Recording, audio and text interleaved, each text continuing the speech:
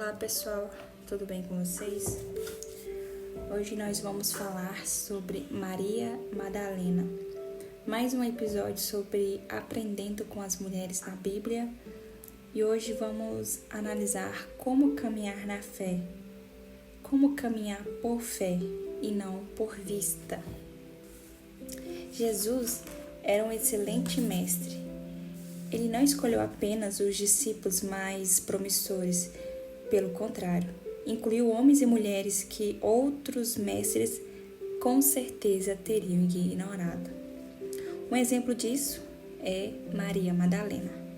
Embora ela seja mencionada pelo menos 14 vezes nos evangelhos, sabemos apenas 4 coisas sobre Maria Madalena.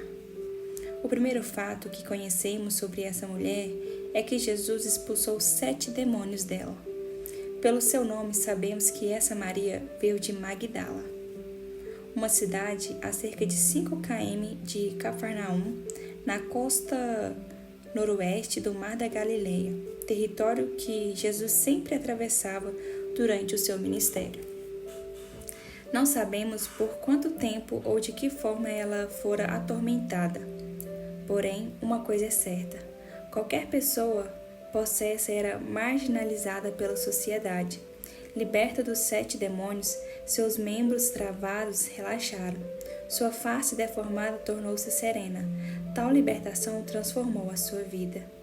A segunda coisa que sabemos sobre Maria é que ela viajou por toda a Galileia e até a Judeia com Jesus e os 12. Devido à intervenção divina que sofreu, não é de surpreender que Maria Madalena tenha se tornado parte do grupo dos seguidores de Jesus. Durante o primeiro século em Israel, alguns mestres ensinavam que os homens bons e religiosos não falassem com mulheres em público. Um fariseu não falaria nem mesmo com sua mãe se a encontrasse na rua. Nessa cultura, a cuidadosa segregação de homens e mulheres tornaria qualquer um que viajasse com grupos mistos uma pessoa contra a cultura para ser ouvido. Além disso, a lei declarava que durante seu período menstrual, a mulher era ritualmente imunda. Tudo o que ela tocava tornava-se impuro. Nesse período, ela precisava ficar separada. Como Jesus e os 12 poderiam correr o risco de se contaminarem com essas mulheres que viajavam com eles? Os evangelhos não respondem a essa pergunta. O que sabemos é que enquanto os inimigos de Jesus o acusavam de infringir a lei do sabate, de beber vinho demais e de associar aos coletores de impostos e outros tipos de má reputação, em momento algum eles levantaram a questão sobre a imoralidade sexual. Logo, presumimos que esses homens e mulheres que viajavam juntos de alguma maneira evitavam os escândalos. Alguns comentaristas acreditam que Maria Madalena vinha de uma família rica e, portanto, era capaz de sustentar Jesus e seus outros seguidores. Outros conjecturam que era uma mulher prostituta. Esse mito sobre Maria Madalena começou no século VI, quando um papa chamado Gregório a associou à mulher pecadora que ungiu os pés de Jesus com óleo caro e perfumado. Desde então, por todos os últimos séculos, os artistas retrataram Maria Madalena como uma prostituta. No entanto, nas escrituras não encontramos base para essa ideia. Especulações à parte, a terceira coisa que a Bíblia relata sobre Maria é que, numa sombria sexta-feira, a da paixão de Cristo, ela ficou perto da cruz muito tempo, depois de os discípulos fugirem. Todos os 4 evangelistas registram que Maria Madalena e as outras mulheres não só ficaram durante as horas terríveis da crucificação, mas se certificaram em saber onde Jesus fora sepultado, para ir ao local após o sábado e terminar de ungir o seu corpo. Essas mulheres estavam completamente comprometidas com Jesus Cristo, mesmo em meio ao amargo pesar que sentiu. Por isso, não nos surpreende encontrá-las com Maria Madalena antes do amanhecer do domingo, apressando-se para o túmulo no jardim. Aqui estavam as mulheres desempenhando seu papel habitual na sociedade judaica, preparando o corpo de um morto para um sepultamento adequado. Conforme caminhavam, tinham duas questões em mente. Quem tiraria a grande pedra da entrada do túmulo? E o que fariam ao selo posto pelo governo romano? Esse selo não podia ser violado. No entanto, estavam determinadas a fazer o melhor pelo amado Mestre. Elas, durante os 3 anos do seu ministério terreno, cuidaram bem do Mestre, cuidaram bem do seu estar físico. Assim, na sua morte, não poderiam se eximir de dar-lhe um sepultamento digno. Quando chegaram, encontraram a pedra removida. Eis a próxima lição de discipulado para Maria. As expectativas com as quais iniciara aquela manhã estavam de ponta cabeça. Maria, vendo a pedra removida, supôs que o corpo de Jesus tinha sido levado e posto em outro lugar. Naquele momento, ela só conseguia pensar em Jesus morto. Afinal, ela o vira morrer e ser colocado no túmulo. Ela esteve presente na execução do Senhor. Viu quando os pregos transpassaram as suas mãos e pés.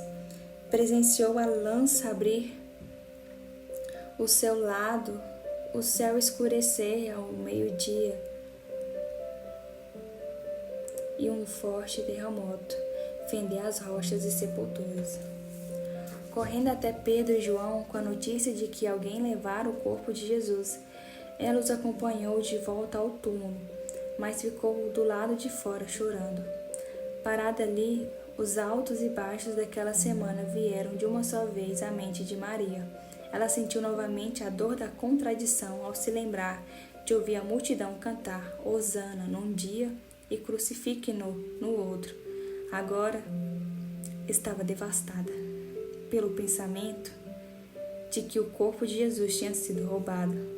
Seus dolorosos soluços expressavam todas as esperanças frustradas e o desespero que sentia.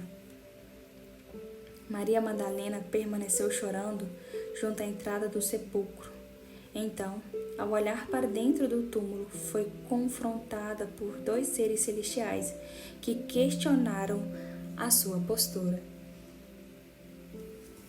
Mas a chorosa Maria sequer ouviu uma palavra, pois continuou imersa em sua tristeza.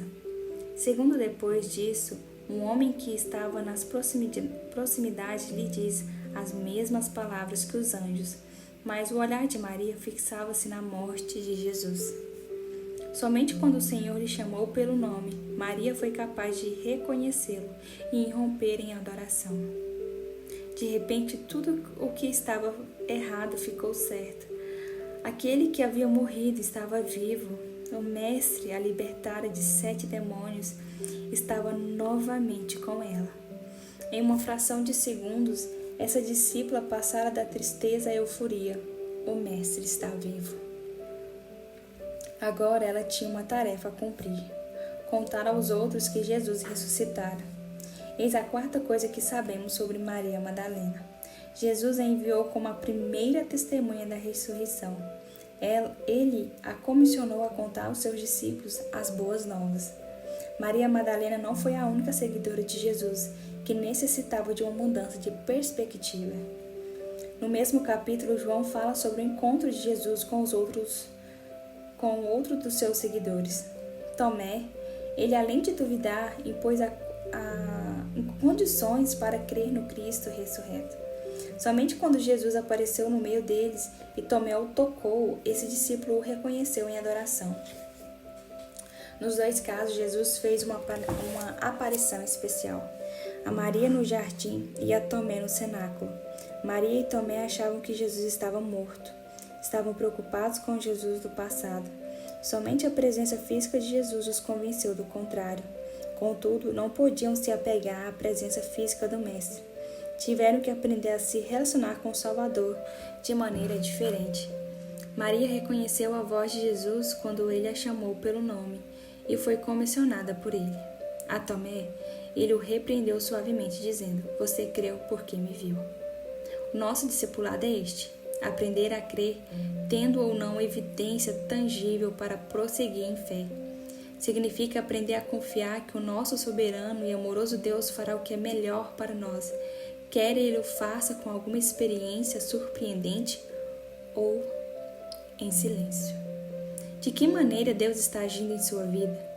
O que você aprendeu sobre a diferença que Ele faz em seu dia a dia?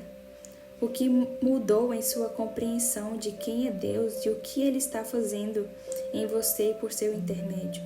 Suas respostas às tais perguntas lhe dirão o formato de seu discipulado.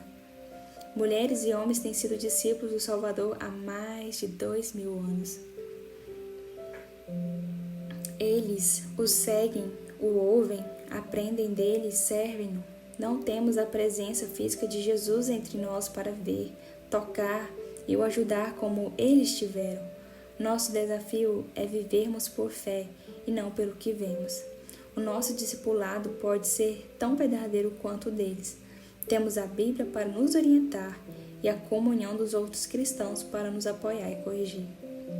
Jesus, o Mestre dos Mestres, guia cada um de nós de maneiras diferentes para aprendermos o que precisamos saber. Não existe duas pessoas com a mesma experiência de vida. Ele nos encontra onde estivermos e trabalha conosco onde estivermos, mas sempre com o mesmo propósito. Ele quer nos levar para longe da ignorância sobre Deus ao conhecimento de um relacionamento profundo como suas filhas e filhos. Ele nos leva de fé em fé, a confiança inabalável ao Deus vivo e às novas maneiras de olhar a vida e a nós mesmas. Eu espero que o Senhor possa ter falado ao teu coração nesta palavra, que você tenha uma ótima semana em nome de Jesus.